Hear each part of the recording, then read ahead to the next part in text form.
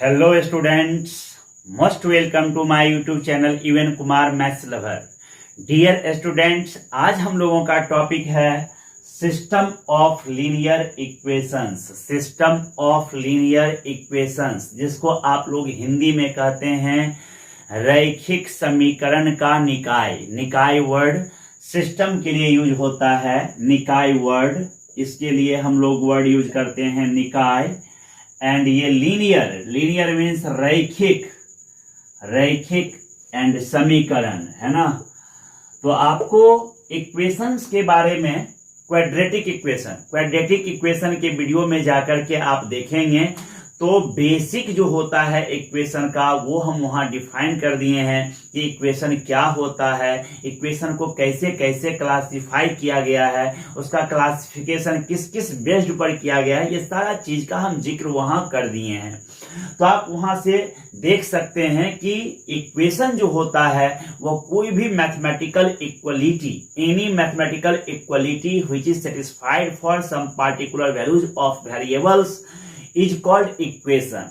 कोई भी mathematical equality जो वेरिएबल के कुछ खास वैल्यूज के द्वारा सेटिस्फाइड होता है उसको हम क्या कहते हैं, इक्वेशन कहते हैं। एंड एनी मैथमेटिकल इक्वलिटी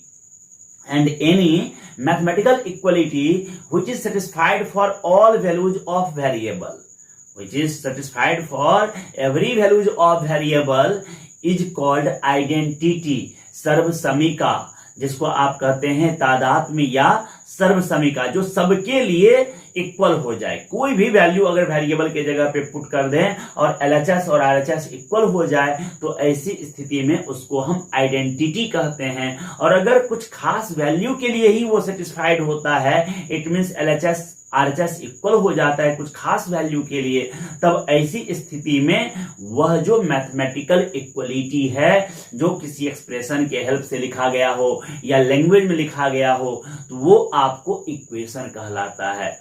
तो अब हम लोग इक्वेशन के बारे में आगे बढ़ने वाले हैं कि सिस्टम, तो उसमें भी हम आपको classification on the basis of degree of variables and on the number of variables, दोनों तरीके से आपको हम वहां क्लासिफिकेशन बताए हैं। जब वेरिएबल का मैक्सिमम डिग्री कितना होता है, 1 होता है, तब उसको हम लीनियर कहते हैं। If the maximum degree of variable of any equation is 1, then the equation is said to be linear equation.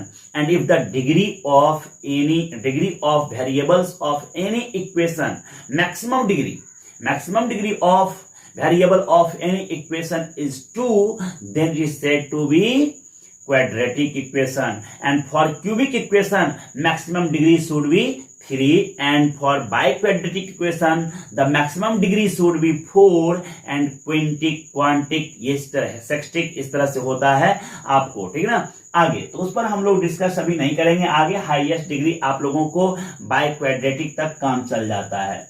तो अब हम यहां पर देखते हैं ये सिस्टम क्या होता है।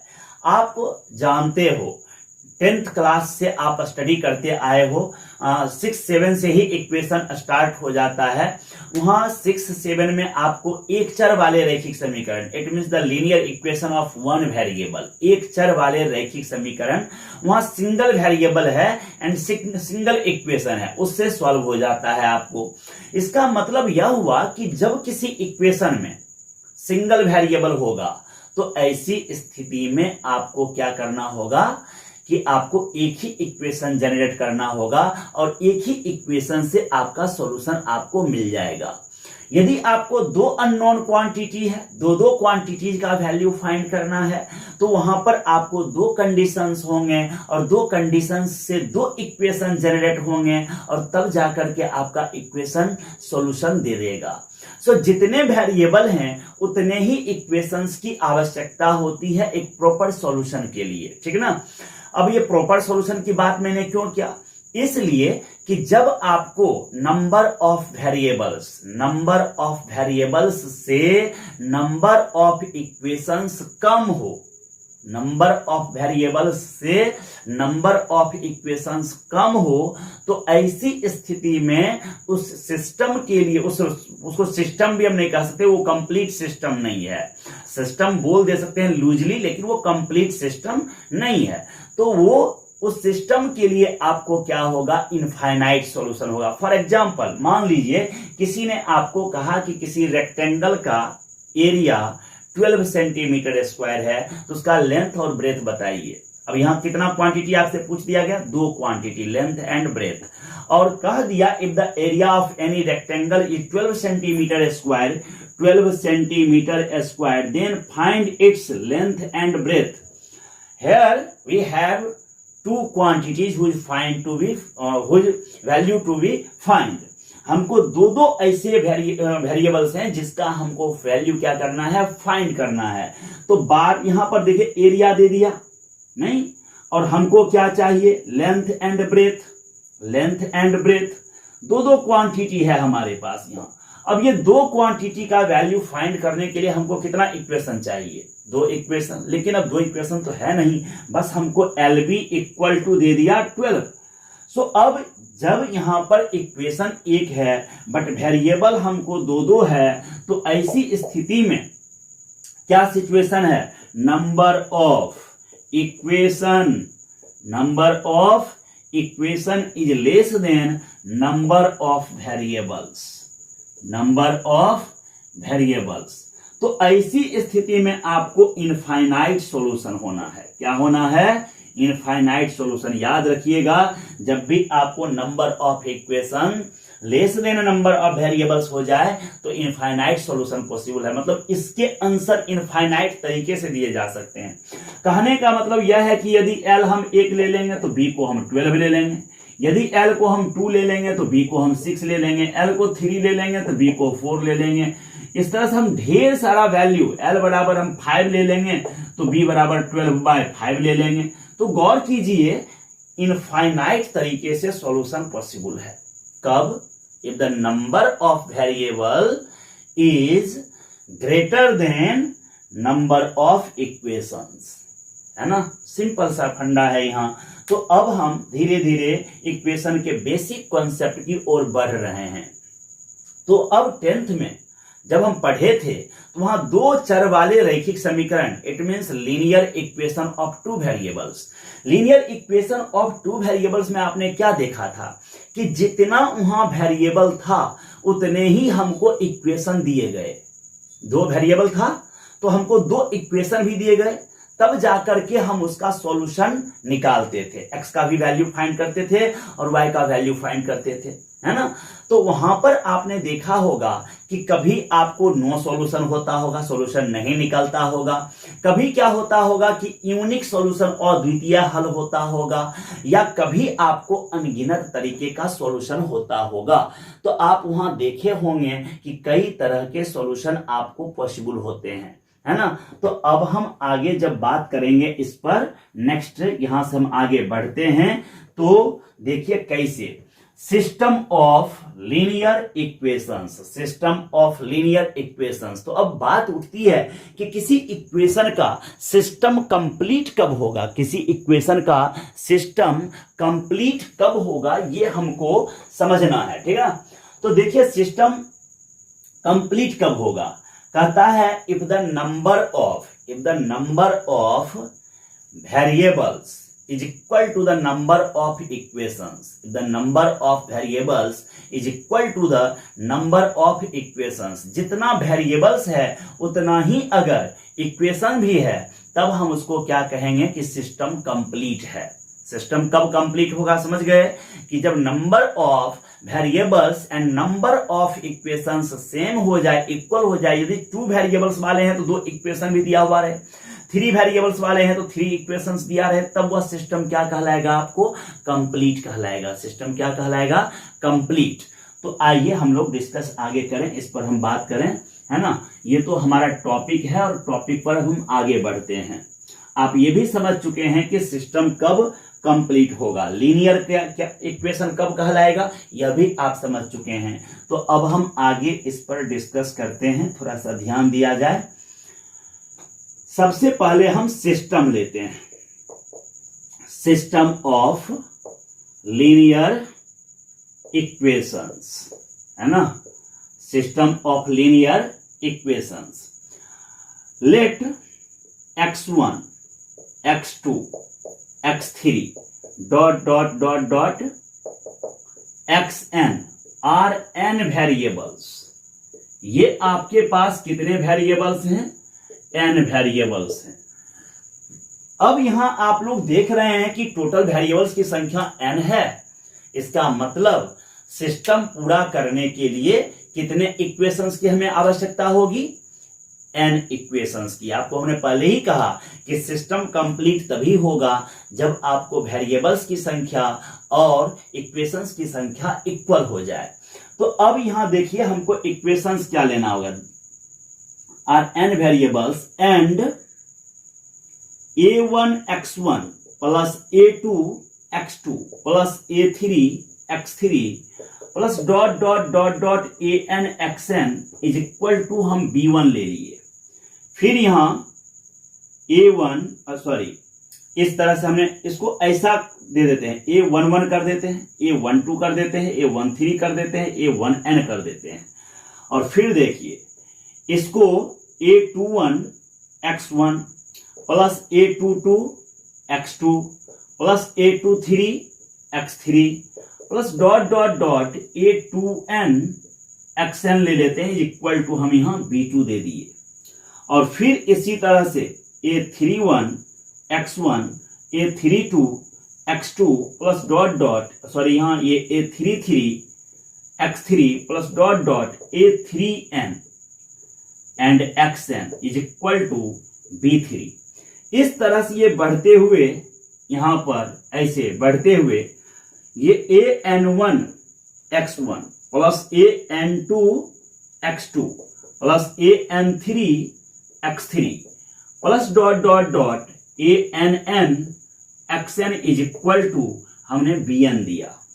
अब आप यहां पर देख रहे हैं कि कितने आपको यहां पर वेरिएबल्स हैं, x1 x2 x3 dot dot dot dot कितने xn n वेरिएबल्स हैं।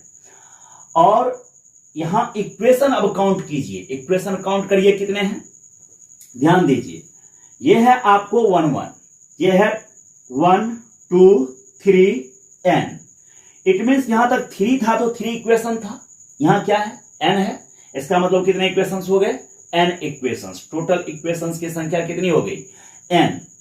ये जो इक्वेशंस है ये टोटल का टोटल इक्वेशंस का सिस्टम एक तैयार हुआ और ये आपको कंप्लीट सिस्टम कहलाएगा, कंप्लीट सिस्टम, ठीक है ना, कंप्लीट सिस्टम ये हो गया n इक्वेशंस का कंप्लीट सिस्टम। अब हमको समझना है कि solution of system of equations, linear equations कई तरीके से होता है।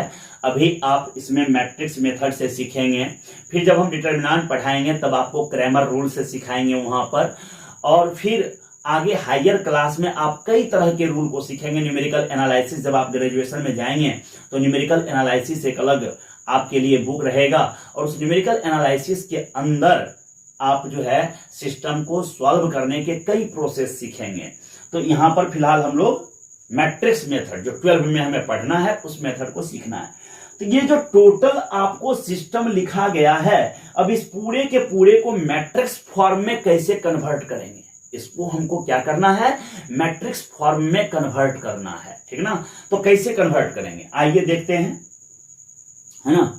मैट्रिक्स फॉर्म में इसको हम कैसे कन्वर्ट करते हैं, कैसे चेंज करते हैं, ये देखते हैं। अब स्वाभाविक है कि आप यहां देख रहे होंगे कि ये a11 a12 a13 a1n ये सारा का सारा आपको दिख रहा है क्या, कांस्टेंट। और ये x1 x2 x3 वेरिएबल है जो कि मल्टीप्लाइम है। इसका मतलब है कि ये मल्टीप्लीकेशन ऑफ मैट्रिसेज से रिलेटेड है। अगर हम इस x1 को मिटा दें ऐसे, या पूरा थोड़ा सा मान लीजिए इसको हम ये x1 सब मिटा दिए यहां, है ना, और इसी तरह से इसमें x2 को हम मिटा दे रहे हैं, चलिए ठीक है इसको हम मिटा देते हैं इस तरह से प्लस सहित ये भी, और यहाँ ये x3 भी आपका मिट गया इस तरह से, है ना। और ये इस तरह से हटता गया x3, सब हम हटा दिए इसको, ठीक है ना। ये देखिए ऐसे, और ये डॉट डॉट डॉट डॉट इस तरह से आपके पास है ये ऐसे, और यहां से ये आपको हम इसको भी साइड कर दिए, राइट, और ये प्लस प्लस भी समाप्त। अब अगर आप गौर से देखें तो ये एक मैट्रिक्स बन गया ये एक मैट्रिक्स है ना, स्क्वायर मैट्रिक्स n/n का। अब जो है हमारे पास इसमें कौन सी हटाया गया है, वेरिएबल्स। क्या ऐसा व्यवस्था करें कि वेरिएबल्स भी आ जाए? तो देखिए हम क्या करते हैं इसके लिए, बहुत ही आसान तरीके से यहां पर, सॉरी, थोड़ा इसको आप ढंग से, ये देखिए हम यहां ऐसे लिख दिए x1 x2 dot dot dot dot xn, और फिर इसको हम यहां पर लिख दिए b1 b2 b3 dot dot dot dot bn। अब आप गौर कीजिए, ये मैट्रिक्स है n/n का, ये है n/1 का, n रो 1 कॉलम, ये बीच में से n हट जाएगा तो ये n/1 का मैट्रिक्स आ गया। क्लियर है? मल्टीप्लिकेशन और मैट्रिसेज का रूल लगाइए। कैसे मल्टीप्लाई करते थे, याद आ रहा है कुछ? फर्स्ट रो को फर्स्ट कॉलम से मल्टीप्लाई कर करके कोरस्पॉन्डिंग एलिमेंट्स का मल्टीप्लाई कर करके उसको हम लोग ऐड करते थे। तो ऐड करिए ना, a11 x1 plus a12 x2 plus a13 x3 plus dot dot a1n xn is equal to first element इधर के फर्स्ट b1 के बराबर हो गया। क्या किसी को कोई डाउट नहीं होना चाहिए? सो इससे पहले जो मैट्रिक्स था वह मैट्रिक्स अब इससे पहले जो सिस्टम ऑफ लीनियर इक्वेशन था वह लीनियर इक्वेशन अब किस फॉर्म में लिखा जा चुका है? मैट्रिक्स फॉर्म में। किसमें लिखा जा चुका है? मैट्रिक्स फॉर्म में, है ना। Matrix form of system of linear equation. जो आपका इक्वेशन था लीनियर इक्वेशंस, वो अब किसके फॉर्म में लिखा जा चुका है? मैट्रिक्स फॉर्म में। अब गौर करिए, इस पूरे मैट्रिक्स, ये पूरे मैट्रिक्स में ये जो कांस्टेंट है, ये कांस्टेंट, इसका नाम हम ए दे दिए, है ना। इसके बाद का टॉपिक जो यहां हम लिखे हैं, ठीक है ना, उसको अब हम ए दे दिए, और वो जो वेरिएबल का जो है उसका नाम हम एक्स दे दिए, और लास्ट में जो ये मैट्रिक्स है n/1 का, उसका नाम हम b दे दिए। इसको मल्टीप्लाई मत समझिएगा, x है आपको, ax इक्वल टू, अब हम b ले लिए, ax इक्वल टू b। अब यहां ये आपको फॉर्म आ गया किसका? इक्वेशन का, जहां की आपको मालूम है कि a क्या है, x क्या है। इस पूरे का नाम, ये जो मैट्रिक्स हमको मिला इसका नाम हमने a दिया, वो जो उधर से है उसका नाम हमने x दिया, और जो लास्ट में है उसका नाम हमने b दिया। तो ax इक्वल टू b आ गया। ये जो ax इक्वल टू b हमारा जो आया है, यह matrix form of system of linear equations हो गया। Matrix form of system of linear equations हो गया। तो लीनियर इक्वेशंस का मैट्रिक्स फॉर्म अब हम लोग देख चुके हैं कि क्या होता है। जब भी कोई इक्वेशन दिया जाएगा तो उस इक्वेशन को हम मैट्रिक्स फॉर्म में बड़ी आसानी से लिख सकते हैं, बहुत इजी से लिख सकते हैं। फॉर एग्जांपल, मान लीजिए कि कहीं पर हमको एक सिस्टम दे दिया इस तरह से 2x plus 3y and 5x plus 4y, 2x plus 3y equal to आपको दे दिया, ठीक है, 20, ठीक है ना। और उसके बाद यहां पर और ये दे दिया आपको 28, ठीक है ना। ये दो आपको लेकर के इक्वेशन दे दिया। अब हमको क्या करना है, इसको लिखना है किस फॉर्म में? मैट्रिक्स फॉर्म में। देखिए मैट्रिक्स फॉर्म में लिखने के लिए क्या कीजिएगा, जो आपको यहां पर कांस्टेंट है, कोएफिशिएंट जिसको कहिए, गुणांक कहिए, उसको आप ऐसे लिख दीजिए 2 3 5 4, जिस तरह से लिखा है उसे लिख दीजिए। इनटू जो वेरिएबल है उसको लिख दीजिए x y, is equal to ये जो इधर का आपको दिया है 20 एंड 28, उसको आप एक मैट्रिक्स में दे दीजिए। बस ये देखिए आपको किस फॉर्म में लिखा जा चुका है? मैट्रिक्स फॉर्म में। यहां आपके लिए यह ए का काम करेगा, ये आपके लिए x का काम करेगा और ये आपको लास्ट वाला b का काम करेगा। यहां तक आप अच्छे से समझ चुके होंगे कि क्या है ना, कैसे सिस्टम ऑफ लीनियर इक्वेशंस को हम लोग मैट्रिक्स फॉर्म में कन्वर्ट कर सकते हैं, ये आप अच्छे से यहां तक समझ गए होंगे। अब यहां से दो बात निकलेगा, सीखिए थोड़ा सा क्या यहां से जानकारी मिलेगा। ये सारा कॉन्सेप्ट है, जितना ही बेहतर आपका कॉन्सेप्ट होगा, ठीक ना, उतने ही आप आसानी से ऑब्जेक्टिव क्वेश्चन को सॉल्व कर पाएंगे। इस टॉपिक पर कॉम्पिटिटिव एग्जाम में मैक्सिमम टाइप कॉन्सेप्चुअल प्रॉब्लम आता है और जो 12 के बच्चे हैं उसको एक लॉन्ग क्वेश्चन इस पर देता है, ठीक है ना। लॉन्ग क्वेश्चन जब भी देगा तो एक लॉन्ग क्वेश्चन देगा, सीबीएसई बोर्ड के हो या बिहार बोर्ड के हो या किसी भी अदर स्टेट बोर्ड के हो, तो उनको जो है आपको प्रॉब्लम इस पर बोर्ड एग्जाम में एक जो है लॉन्ग क्वेश्चन रहेगा। और जो कॉम्पिटिटिव स्टूडेंट्स हैं, जो मानिए जेईई मेंस का तैयारी करते हैं या आईटी का तैयारी करते हैं या एयरफोर्स नेवी किसी भी डिफेंस का तैयारी करते हैं, तो ऐसे एग्जाम में आपको इससे ऑब्जेक्टिव कॉन्सेप्चुअल रहेगा। और अगर सॉल्यूशन पूछ भी देता है तो मेथड से क्यों बनाएंगे, दिए हुए ऑप्शन को इक्वेशन में पुट करेंगे, जो सेटिस्फाइड कर देगा सारे इक्वेशन को वही आंसर हो जाएगा। सो वहां हमको बनाने की आवश्यकता नहीं होती है। तो आइए देखिए, यहाँ ax = b है। अब यहां से क्या कॉन्सेप्ट हम लोग पढ़ने जा रहे हैं, कहता है कि B यदि नल मैट्रिक्स हो जाए, B यदि आपका क्या हो जाए, नल मैट्रिक्स, B यदि नल मैट्रिक्स हो जाए तब क्या कहलाएगा, then system is called homogeneous system of linear equation, ठीक है ना, लीनियर इक्वेशंस, ये आपको होमोजीनियस कहलाएगा। समांगी, क्यों होमोजीनियस कहलाएगा, समघाती कह लीजिए, यहां पर केमिस्ट्री में समांगी कहते हैं, यहां आप समघाती समझ लीजिए।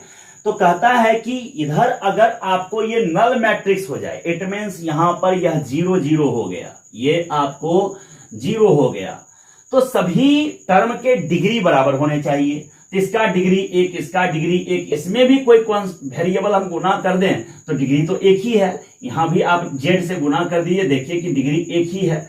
तो यहां पर क्या हो गया कि ये होमोजीनियस हो गया। लेकिन जब यहां 5 था या 3 था तो हम मल्टीप्लाई नहीं कर सकते थे, क्योंकि तब चेंज हो जाता है इक्वेशन। और ऐसी स्थिति में इधर का टर्म का डिग्री 0 था, इधर का टर्म का डिग्री 1 था, तो फिर ये आपको नॉन होमोजीनियस हो जाएगा।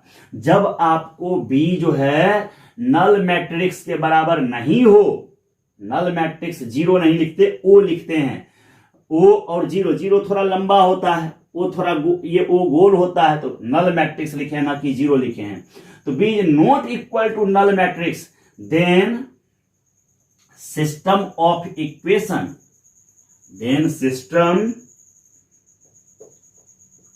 system of equation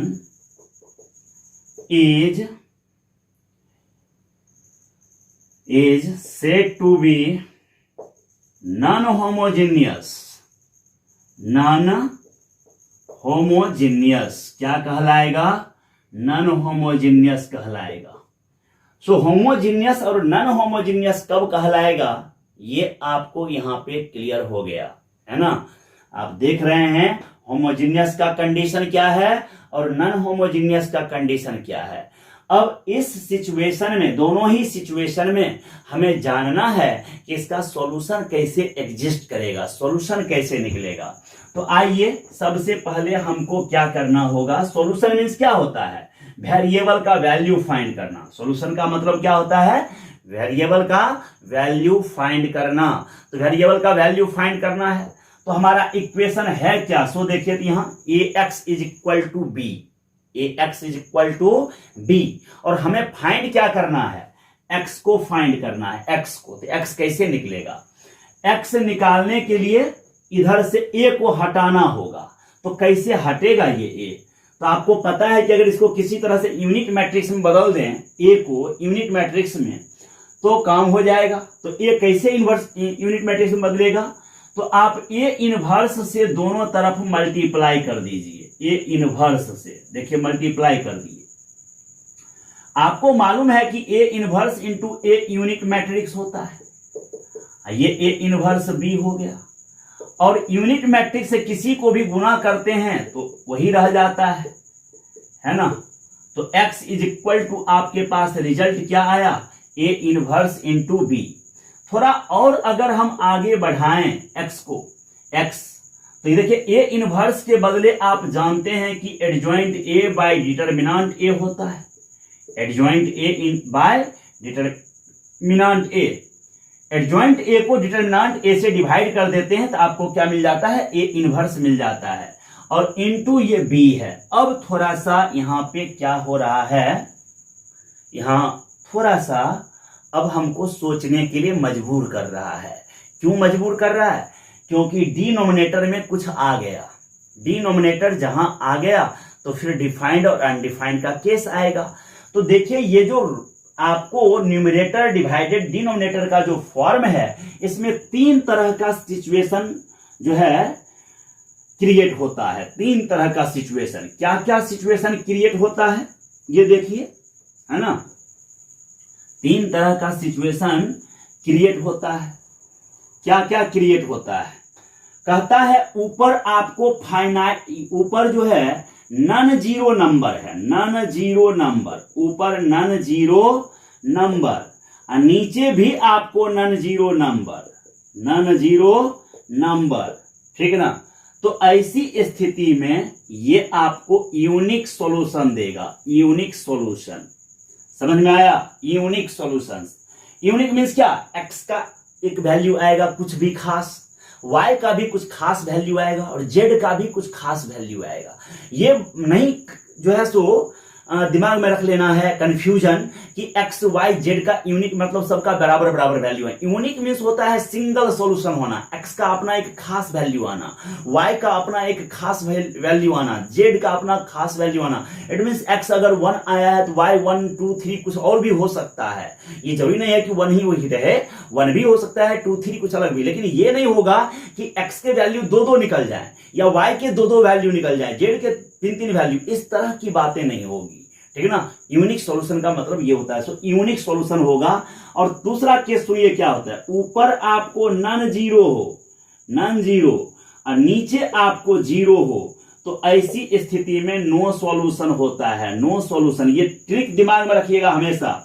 और ऊपर भी जीरो और नीचे भी आपको जीरो, ऐसा अगर फॉर्म आ जाए तो समझ जाइएगा कि आपको इनफाइनाइट सॉल्यूशन देगा, इनफाइनाइट सॉल्यूशन, ठीक है। ये तीन तरह के कंडीशन आपको लिख दिए हैं। ये ट्रिक अगर आपके दिमाग में है तो समझिए वहां से कॉन्सेप्ट आपका क्लियर हो जाएगा।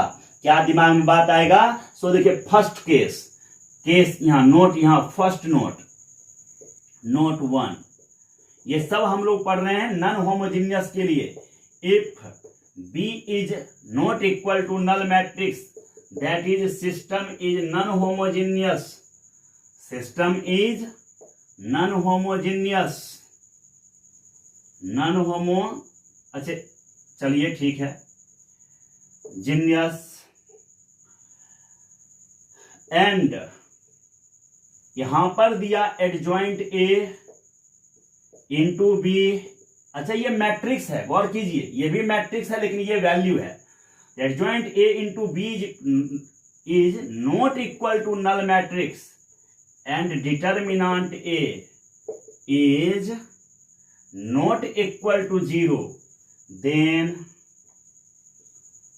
system has unique solution, system has unique solution, and system is said to be, system is said to be consistent, consistent. अब ये एक नया वर्ड आ गया कॉन्सिस्टेंट एंड, है ना, इनकॉन्सिस्टेंट, दो अलग वर्ड आपको हम यहां इसके बारे में बता देते हैं। अगर सॉल्यूशन एग्जिस्ट करेगा तो ये देखिए कॉन्सिस्टेंट है ये, अगर आपको सॉल्यूशन अवेलेबल है, ठीक है ना, तो उसको हम क्या कहेंगे, कॉन्सिस्टेंट। और सॉल्यूशन नहीं है तो उसको कहेंगे हम इनकॉन्सिस्टेंट, इनकॉन्सिस्टेंट, ये हो गया कॉन्सिस्टेंट। ये ध्यान रखिएगा, इस तरह से कॉन्सिस्टेंट का मतलब होता है सॉल्यूशन होना और इनकॉन्सिस्टेंट का मतलब होता है सॉल्यूशन नहीं होना, ठीक है ना, ये ध्यान रखिएगा। तो अब इस तरह से आपको लिख दिए। अच्छा, बाकी दो भी अब इस तरह से लिखा जा सकता है, ध्यान दीजिए, है ना। अगले भी दो हम इस तरह से लिख सकते हैं। Note 2, if B is not equal to null matrix and adjoint A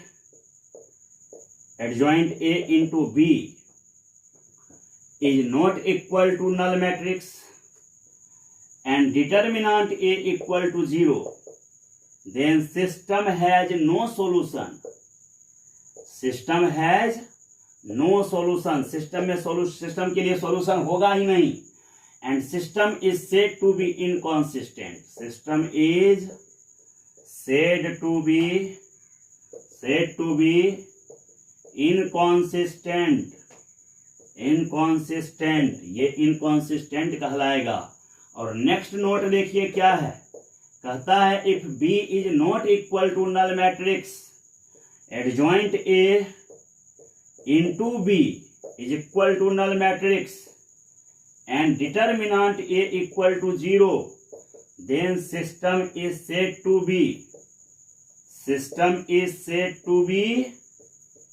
consistent,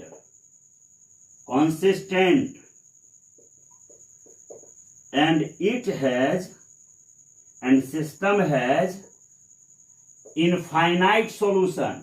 System has infinite solution. System के पास कितने सॉल्यूशन होंगे? इनफाइनाइट सॉल्यूशन होंगे। तो देखिए, ये तीन तरह का नोट बड़ी आसानी से आपको समझ में आ जाएगा यदि आपको वो न्यूमरेटर डिनोमिनेटर वाला फॉर्म याद रहे तो। अब यहां से थोड़ा आगे बढ़ेंगे, होमोजीनियस के लिए बढ़ेंगे। किसके लिए? होमोजीनियस के लिए। तो होमोजीनियस के कंडीशन क्या पढ़े हम लोग? होमोजीनियस के कंडीशन में पढ़े हैं कि बी जो है आपको क्या होना चाहिए? नल मैट्रिक्स के बराबर होना चाहिए। बी जो है वह आपको नल मैट्रिक्स के बराबर होना चाहिए, तब आपको होमोजीनियस हो जाएगा, है ना। और तब होमोजीनियस में दो तरह के सॉल्यूशन होते हैं। दो तरह के सॉल्यूशन होमोजीनियस सिस्टम के होते हैं। क्या क्या सॉल्यूशन है? तो वो है आपको trivial solution and non trivial solution. Trivial का अर्थ होता है स्वाभाविक आंसर, है ना। स्वाभाविक मतलब नेचुरल आंसर, जो ऑलवेज उसका पॉसिबल होना ही होना है, उसको हम ट्रिवियल सॉल्यूशन कहते हैं। तो जैसे ax इक्वल टू अगर b ले लिए, ये हमारा सिस्टम है। अब अगर इसी में ax is equal to null matrix दे दिया, तो ये हमारा होमोजीनियस सिस्टम है। होमोजीनियस सिस्टम है ना। तो अब इसके दो तरह के सॉल्यूशन हैं। क्या है? सो देखिए, trivial solution and non trivial solution. अब ट्रिवियल और नॉन ट्रिवियल सॉल्यूशन है क्या? तो कहता है कि जब आपको ये यूनिक सॉल्यूशन होगा, सिंगल यूनिक सॉल्यूशन होगा। यूनिक मींस एक ही तरह सॉल्यूशन है और इसके अलावा कुछ नहीं, यूनिक सॉल्यूशन, है ना। और ये क्या है? तो कहता है कि सारा ये जो x आपका है ये 0 के बराबर हो जाएगा, नल मैट्रिक्स के बराबर हो जाएगा। यही आपको है ट्रिवियल सॉल्यूशन। इट मींस सारा वेरिएबल 0। इट मींस x1 बराबर x2 बराबर x3, जितना भी आपको वेरिएबल था अभी, वो सारा का सारा आपको 0 के बराबर है, ठीक है ना। तो ये जब 0 के बराबर पुट हो जाएगा तो स्वाभाविक है कि LHS बराबर RHS हो जाएगा। तो ये सॉल्यूशन आपको ट्रिवियल सॉल्यूशन हुआ, स्वाभाविक आंसर। इट मींस कहीं पर अगर हमको 2x + 3y बराबर 0 दे दिया, एक जगह हमको 5x + 6y बराबर 0 दे दिया, अब हमको सॉल्व करना है तो इसका क्या होगा? देखिए, तो x बराबर 0 और y बराबर 0 पुट करेंगे तो सॉल्यूशन हो जाएगा, है ना। ये आपको जो सॉल्व होगा ये क्या देगा? आपको ट्रिवियल सॉल्यूशन देगा। लेकिन नॉन ट्रिवियल क्या होता है? नॉन ट्रिवियल कहता है कि ये सब में से कोई भी एक ऐसा होगा जो 0 नहीं होगा, कुछ और सॉल्यूशन हो जाएगा। x1 का वैल्यू 5 तो x2 का कुछ और, x3 का कुछ और, इस तरह का सॉल्यूशन। और नॉन ट्रिवियल सॉल्यूशन में क्या होता है कि इनफाइनाइट सॉल्यूशन होता है, इनफाइनाइट सॉल्यूशन, इनफाइनाइट सॉल्यूशन। और इनफाइनाइट सॉल्यूशन का कंडीशन क्या है, तो डिटर्मिनेंट ए 0 के बराबर हो जाना चाहिए। इट मींस ये जो ए है उसका डिटर्मिनेंट क्या होना चाहिए, 0 हो जाना चाहिए, तब नॉन ट्रिवियल सॉल्यूशन होगा। जैसे अगर हम यहाँ पे एक इक्वेशन ले लिए 2x + 3y = 0, 4x + 6y = 0, ऐसे हमने ले लिया। अगर ए के जगह हम पूछें क्या है, तो आपका जवाब क्या होगा, 2, 3, 4, 6, और इसका वैल्यू देखिए 0 हो रहा है। तो इसके अनगिनत सॉल्यूशन होंगे। अनगिनत सॉल्यूशन कैसे होंगे, क्या ऐसा वैल्यू रखते जाएंगे कि ढेर सारा ये 0 होते चल जाए। तो देखिए क्या करिए, ये 2x + 3y आपको 0 है, तो x बराबर आप लिखेंगे -3y/2। अब आप क्या करिए, y की जगह पर वैल्यू लीजिए, x अपने आप निकलते जाएगा। इट मीन्स x जिस वक्त y आप 1 लीजिएगा तो x आपको -3/2 आ गया, y आपको 1 आ गया। यदि आप y की जगह 2 लीजिएगा तो x आपको क्या मिलेगा, -3 मिलेगा। अगर y की जगह 3 लीजिएगा आप, तो ये देखिए x बराबर -9/2 मिल रहा है। आप y ढेर सारा वैल्यू लेते जाइए और x आपको मिलते जाएगा। ये सब वैल्यू को बारी बारी से जब इसमें रखिएगा तो दोनों इक्वेशन आपको 0 के बराबर आते रहेगा। कहने का मतलब यह है कि नॉन ट्रिवियल सॉल्यूशन में कंडीशन है कि डिटरमिनेंट ए 0 के बराबर होना चाहिए, और इस केस में इनफाइनाइट सॉल्यूशन होगा। तो आज हम सिस्टम ऑफ लीनियर इक्वेशन का कॉन्सेप्ट देखे हैं, कॉन्सेप्ट, ठीक है। अगला जब हम वीडियो लाएंगे तो आपको मैट्रिक्स मेथड से कैसे सॉल्व होता है ये homogeneous equation and non homogeneous equation, इस पर हम आपको एग्जांपल देंगे और समझाएंगे, ठीक है ना। तब तक के लिए आप इस वीडियो को देखिए। कॉन्सेप्ट आपको कैसा लगा इसके बारे में आप कमेंट में जरूर मेंशन कीजिए, क्योंकि आपका कमेंट हमारे हौसले को बढ़ाता है और हम फिर नए जोश के साथ नए वीडियो में लग जाते हैं बनाने में, ठीक है। तो आप लोग कमेंट जरूर करें और कैसा लगा वीडियो ये जरूर बताएं, और अच्छा लगे तो काइंडली आप अपने सोशल साइट्स के द्वारा, व्हाट्सएप हो या फिर आपका मैसेंजर हो या फिर फेसबुक हो या किसी भी अन्य टेलीग्राम हो, किसी भी सोशल जो ऐप है उसके द्वारा आप अपने साथियों में, अपने किसी ग्रुप में इसके लिंक को काइंडली जरूर शेयर कीजिए। तब तक के लिए आपको बहुत बहुत धन्यवाद के साथ जय हिंद, बाय बाय।